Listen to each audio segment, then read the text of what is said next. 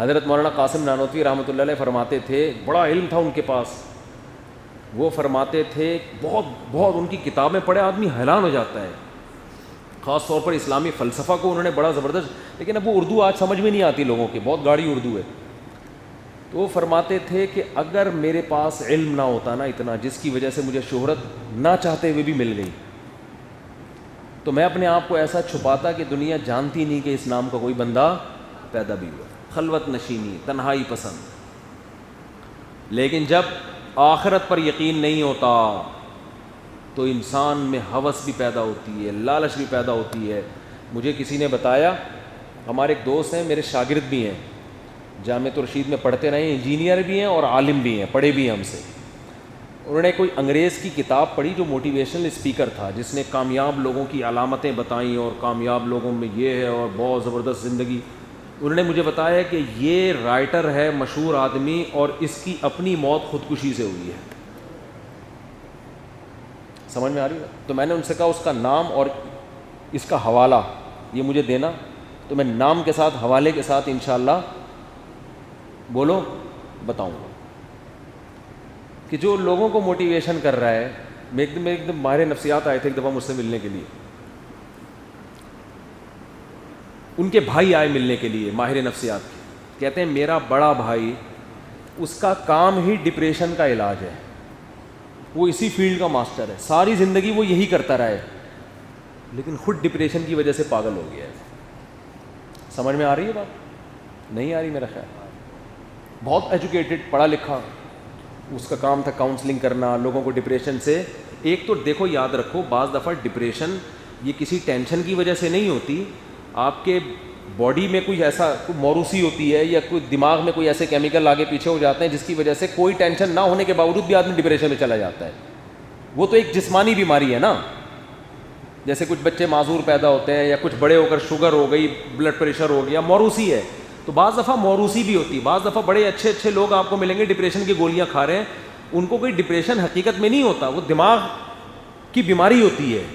وہ تو قدرت کی طرف سے ہے, وہ تو نیک آدمی کو بھی ہو سکتی ہے, برے کو بھی ہو سکتی ہے. وہ تو ڈاکٹروں سے جب میرے رابطے انہوں نے بتایا بھائی کوئی کیمیکل کیا ہو جاتے ہیں اوپر نیچے, پھر میڈیسن کے ذریعے ان کو کنٹرول کیا جاتا ہے. اس میں کاؤنسلنگ کی ضرورت نہیں ہوتی کہ اس کو سمجھایا جائے بٹھایا جائے, وہ میڈیکل وہ دواؤں ہی سے اس کا علاج ہے, اس کیمیکل کے لیول کو برابر کیا جاتا ہے. وہ کسی کو بھی ہو سکتا ہے, وہ لیکن وہ بہت کم لوگوں کو ہوتا ہے. آج کل جو زیادہ ڈپریشن ہے نا وہ حالات کی وجہ سے ہے. میرا یہ بھی نہیں ہو رہا, مجھے بحریہ ٹاؤن میں پلاٹ نہیں مل رہا, میرے ساتھ یہ نہیں ہو رہا, میرے ساتھ یہ نہیں ہو رہا. حالانکہ سب کچھ صحیح ہو رہا ہوتا ہے ان کم بختوں, معذرت کے ساتھ ان کے ساتھ سب کچھ صحیح ہو رہا ہوتا ہے, ہر چیز فٹ فاٹ چل رہی ہوتی ہے, لیکن بس ہوس. ایک صاحب نے مجھے فون کر کے پوچھا ڈپریشن کا اسلام میں علاج کیا. میں نے کہا تقدیر کا عقیدہ, اتنا بہترین علاج نبی نے بتایا. ایک دفعہ نبی صلی اللہ علیہ وسلم کی زوجہ نے عرض کیا یا رسول اللہ, آپ کو ہر سال اس زہر کھانے کی وجہ سے بیماری ہوتی ہے. اب ایسی بات کی آپ کی زوجہ نے جس سے ایک انسان پریشان ہو جاتا ہے کہ یار وہ میں نے زہریلا گوشت کھا لیا تھا, وہ ٹھیک تو ہو گیا, لیکن ہر سال اس زہر کا اثر ہوتا ہے. تو آپ صلی اللہ علیہ وسلم نے ذرا بھی ٹینشن نہیں, فرمایا کہ اللہ نے میری تقدیر میں یہ پہلے سے لکھا ہوا تھا, یہ میرا مقدر تھا. مقدر پہ کیا ہے ٹینشن لے ہیں بھائی, یہ تو ہونا ہی تھا. یہ جو چیز رفعت الاقلام وجفت الصحف, عبداللہ بن عباس نبی کے پیچھے بیٹھے ہیں, نوجوان تھے. آپ صلی اللہ علیہ وسلم نے فرمایا یا غلام, اے لڑکے بات سن. جب کہتے ہیں نا کسی کو پیار سے, او لڑکے بات سن, احفظ اللہ یحفظ کا, تو اللہ کی حفاظت کر, اللہ تیری حفاظت کرے گا. کیا مطلب؟ اللہ کے حکام کی. اور احفظ اللہ یحفظ کا, احفظ اللہ تجدہ تجاہک, تو اللہ کے حکام کی حفاظت کر, مصیبت میں اللہ کو اپنے سامنے پائے گا. کیا مطلب؟ مصیبت میں کام بنے نہ بنے تسلی دینے کے لیے اللہ آ جائے گا, تسلی ہوگی, ٹینشن میں نہیں جاؤ گے. اور آگے کیا فرمایا, وَاعْلَمْ أَنَّ الْأُمَّةَ لَوِ اجْتَمَعَتْ عَلَىٰ أَن يَنفَعُوكَ بِشَيْءٍ, پوری دنیا جمع ہو کے تجھے فائدہ پہنچانا چاہے نا, نہیں پہنچا سکتی مگر وہ فائدہ جو اللہ نے تیری تقدیر میں لکھ دیا ہے. کتنے لوگ ایسے ہوتے ہیں سارے کام بنتے بنتے رزلٹ حاصل کرنے کا وقت آتا ہے, رزلٹ کیا ہوتا ہے؟ زیرو. یعنی کامیابی کے سارے اسباب پیدا ہو گئے, اب تو جاب بھی ملنے والی ہے, اب تو شادی بھی ہونے والی ہے, اب تو عزت بھی ہونے والی ہے, اب تو یہ بھی ہونے والا, آپ تو بھائی کھلا کھائیں گے تو ننگا نہائیں گے, پنجاب والے ایسے ہی بولتے ہیں. لیکن نہ کھلا کھا سکتے ہیں جب رزلٹ کا وقت آتا ہے نا, یعنی سارے اسباب اختیار کر کے بھی رزلٹ کیا ہو گیا؟ زیرو. کیونکہ نبی نے فرمایا پوری قوم چاہے گی نا تجھے فائدہ ہو جائے, لیکن وہی ہوگا جو اللہ نے لکھا ہوا ہے, اس کے علاوہ نہیں ہو سکتا. تو اترانے کی ضرورت نہیں ہے جو زمینی اسباب کو دیکھ کے نا کہ یار میرے تو کامیابی ہر طرف سے سکسیز اور کامیابی میرے قدم چوم رہی ہے. بھائی کسی بھی وقت یہ کامیابی مارکیٹ سے شارٹ ہو سکتی ہے.